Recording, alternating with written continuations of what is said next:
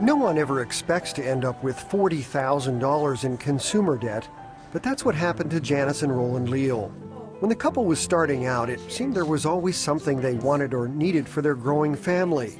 So many times they used credit cards or easy credit. I think there was this real struggle between what I wanted to do, what I wanted to provide, and how I thought things should be versus how they were. In those early days, Roland worked 2 part-time jobs, waiting for his career to take off.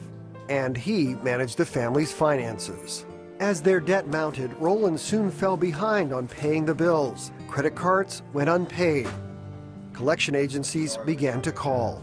Things got very tense around the house. It's one thing if you have a problem and there's a solution. We had a problem that didn't seem like it had a solution. The Leals needed answers, but didn't know where to turn. Janice started to pray. Soon after that, the couple came across the 700 Club. We would listen to some of the teachings. Probably the biggest thing that we learned from Pat's teachings is giving. Then one morning, Janice says she felt the Lord urging her to read some specific verses from Malachi. So I looked up in the table of contents, okay, Malachi, and I was shocked because the Lord says in there, you're robbing me by withholding the tithes. The Leals wrote their first tithe check in May of that year on the income from Roland's 2 part-time jobs.